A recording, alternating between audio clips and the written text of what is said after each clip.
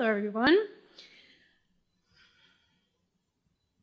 It has been 305 days. 305 days of an entire nation being held hostage at gunpoint by terrorists. And every single passing day, life for the citizens of Afghanistan becomes more and more critical. On August 31st, 2021, President Biden declared the war in Afghanistan is now over. And while watching him address the nation, I couldn't help but feel like he was reading a eulogy for Afghanistan. The endless consequences of the war on terror was not over for the people of Afghanistan. It was about to be catastrophic. Now, before going any further, I think it's really, really important to keep reminding everyone of this simple fact. This 21-year-old war was declared between the United States of America and the Taliban. Yet, like the monkey in the middle, the citizens of Afghanistan remain the biggest victims till this day. Victims who endlessly voiced their concerns about the Taliban violently invading Afghanistan again. Yet we were told, let's wait. Let's just wait and see what they're going to do. As if we didn't already have 21 years of history, knowledge, and actual evidence of their inhumane behaviors and draconian policies. But even with all of that, we were still hit with, let's wait and see what they will do. This is a statement that the current administration consoled Afghans with at one of the hardest points of their existence. And in a matter of days, as dangerous as it was, it echoed throughout the entire world. Well, here we are, 305 days later, and I believe we have waited long enough. And since I've had all of this time just waiting around, I figured let's remind everyone of what they have actually done so far. And what this period of us waiting has actually cost the citizens of Afghanistan. Since their invasion, the Taliban have arrested and tortured journalists and activists. They have carried out extrajudicial revenge killings of former government employees. They have imposed policies that violate every single one of the 30 declared human rights laws, which literally are bestowed upon every single human being on this planet. Public executions, beatings, beheading, and the wiping of women from society has started all over again. They have confined women to their homes, not allowed to leave without a male member by their side.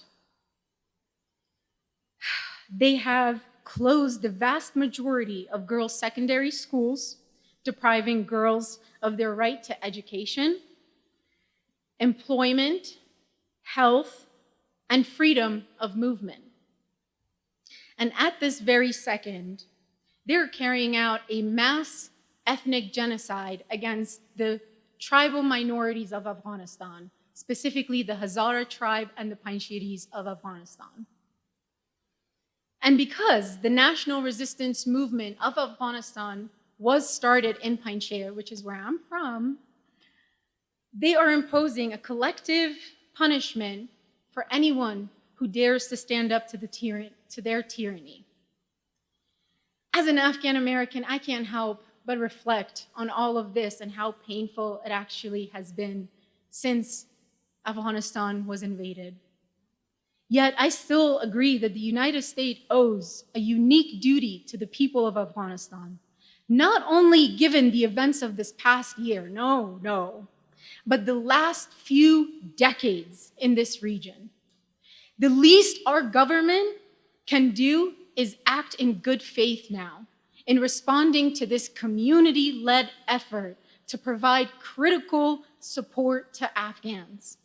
Yet, we are still failing to deliver on our promises and our responsibilities on every single level.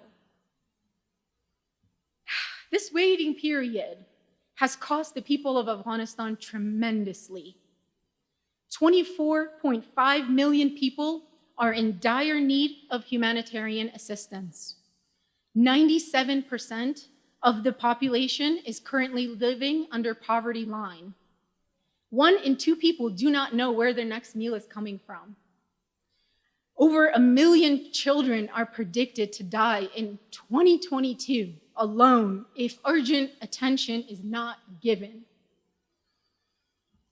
And the most heartbreaking part of it all, 13,700 babies have already died.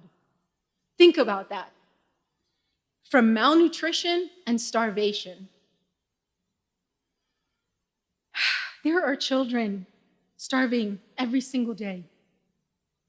Yet all of this is being so ignored, forgotten by the international media, and honestly by the entire world.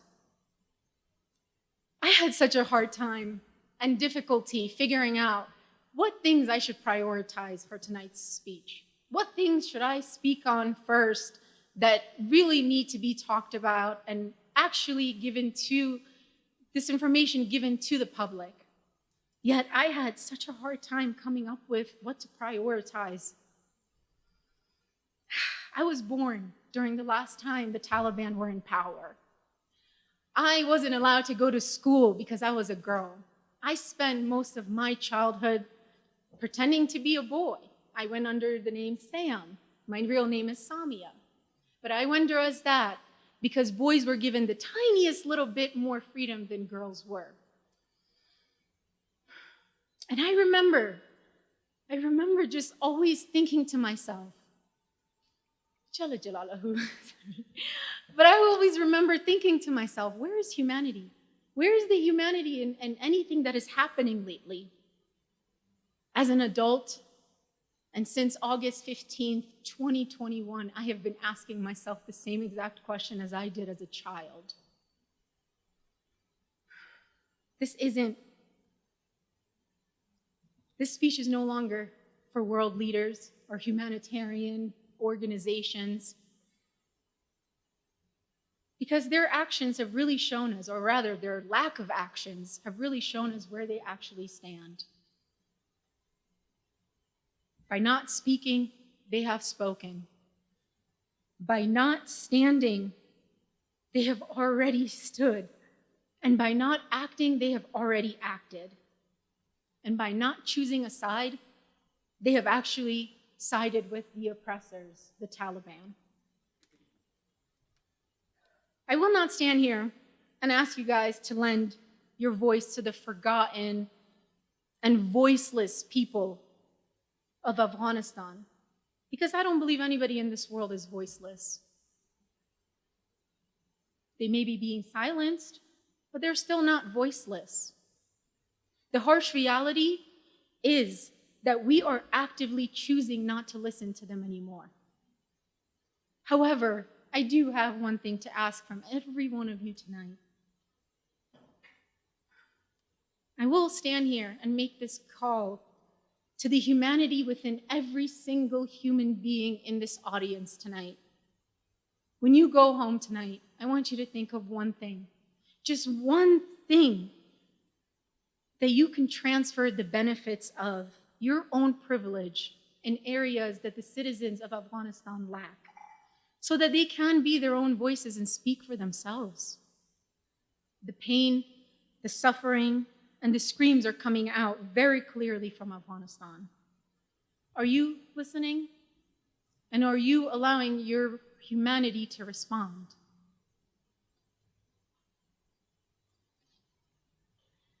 I would like to end my speech by sharing a poem from the heart and soul of a daughter of Afghanistan.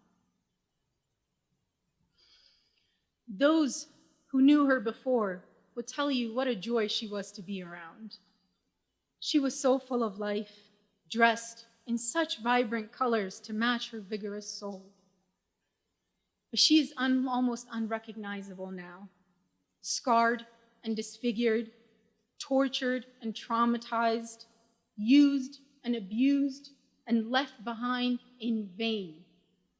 Her mind twisted with so much pain, coming from all directions without the decency to even knock first.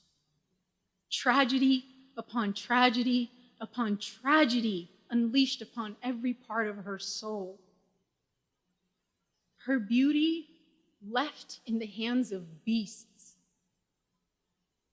People don't even like looking in her direction anymore, ignoring her voice, her painful reality, because it just makes them uncomfortable. But those of us who knew her before, we will always smile at the slightest mention of her name. Afghanistan. Her name is Afghanistan.